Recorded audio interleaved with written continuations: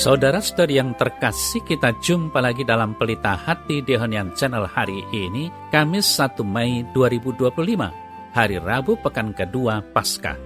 Bersama saya Romo Thomas Suratno SC dari komunitas SC Teluk Betung, Bandar Lampung, mendengar dan merenungkan sabda Tuhan, yakni firman Tuhan yang tersurat dalam Injil Yohanes, bab atau pasal 3, ayat 31 sampai dengan ayat 36.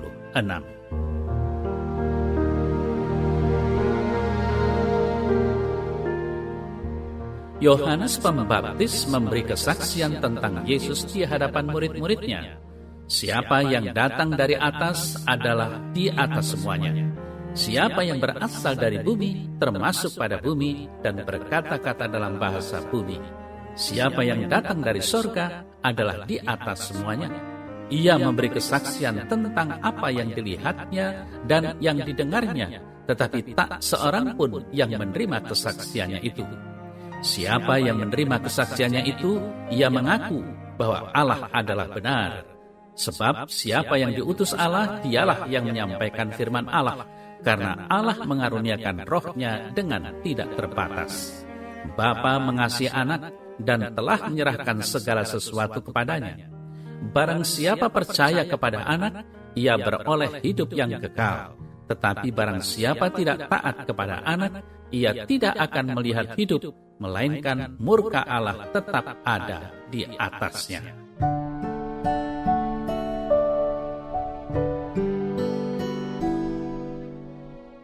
Saudara-saudari yang terkasih, rangkaian warta Injil Yohanes bab 3 ini merupakan sebuah pengajaran yang panjang dan tidak mudah dimengerti. Setelah pengajaran dengan Nikodemus, warta ini berbicara tentang kesaksian Yohanes Pembaptis akan Yesus. Konteks pengajaran Yohanes ini adalah ketika berhadapan dengan orang-orang yang mengikutinya dan bertanya tentang tokoh lain yang isu-isunya sama besar dengan Yohanes. Dalam masyarakat umum pada waktu itu, setiap guru mempunyai pengikut. Yohanes mempunyai murid-murid, demikian juga dengan Yesus. Mereka adalah sama-sama tokoh besar bagi murid masing-masing. Maka ada sedikit pertentangan atau perdebatan, atau lebih tepatnya persaingan di antara para murid menjadi fenomena yang lumrah terjadi. Namun, saudara-saudari yang terkasih, justru disinilah Yohanes Pembaptis mempunyai kesempatan untuk mengajar murid-muridnya tentang kedatangan Mesias. Dia percaya bahwa Yesus adalah Mesias yang datang dari Allah. Pada perikopa sebelumnya, bahkan Yohanes mengungkapkan bahwa Yesus harus semakin besar, sementara dirinya semakin kecil. Yohanes paham betul tentang janji mesianik yang mendapat kepenuhannya dalam Yesus. Yesus yang telah ia baptis adalah anak domba Allah, ia yang berkuasa membawa manusia pada keselamatan. Saudara-saudari yang terkasih, pengajaran Yohanes Pembaptis kepada murid-murid menjadi pengajaran bagi kita juga. Yohanes menjelaskan siapa itu Yesus dan bagaimana seharusnya murid-muridnya mengimani Mesias yang datang ke dunia. Yohanes percaya bahwa Yesus adalah putra Allah. Meskipun ia mempunyai banyak pengikut, namun Yohanes sadar betul bahwa tujuan dari para muridnya bukanlah dirinya. Para murid harus sampai pada Sang Anak Domba Allah. Ia hanya pembuka jalan untuk mengarahkan orang pada Sang Mesias. Saudara-saudari terkasih, jika kita lihat dalam perjalanan Yohanes Pembaptis, sebenarnya ia bisa saja mengaku diri sebagai utusan Allah. Ia mampu membuat orang-orang tertarik padanya karena semua pengajaran dan tindakannya. Ia bisa saja membuat dirinya menjadi orang besar dan menyingkirkan orang lain. Ia bisa saja menjadi yang lebih tenar dan mempunyai banyak pengikut daripada Yesus. Tetapi hal itu tidak ia lakukan. Justru ia membesarkan nama Yesus dan memberi kesaksian yang ilahi bagi Yesus.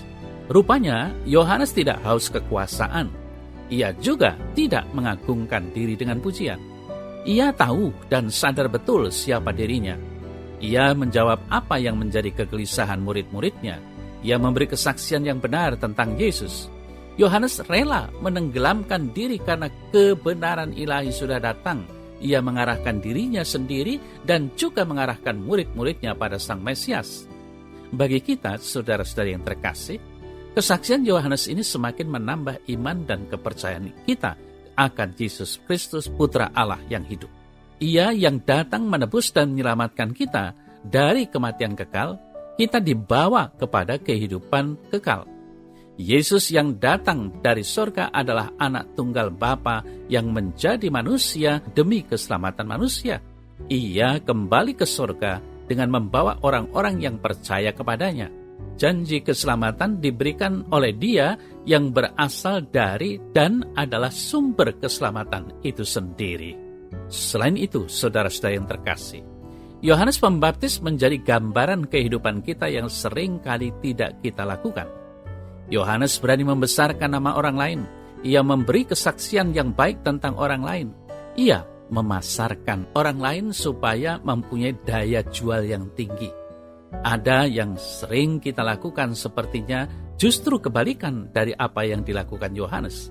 Jika ada orang yang kita anggap saingan, justru yang paling sering kita lakukan adalah berusaha untuk membunuhnya, membuatnya tidak lagi menjadi tenar melebihi kita.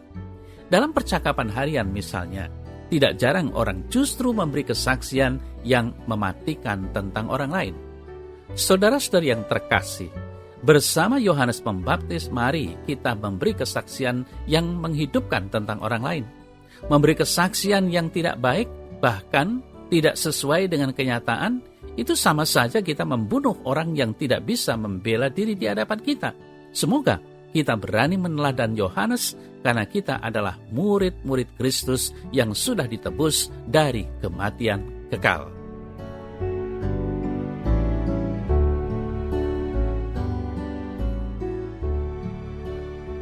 Dalam nama Bapa dan Putra dan Roh Kudus. Amin. Ya Tuhan, semoga aku mampu mempromosikan kebaikan orang lain. Semoga aku juga mampu untuk semakin rendah hati dan mengakui keunggulan orang lain. Ajarilah aku untuk berani membesarkan orang lain. Ajarilah aku untuk tidak hanya mencari keuntungan diri sendiri. Semoga aku semakin mampu beriman dengan benar dan berbuat dengan kebaikan yang tulus. Amin.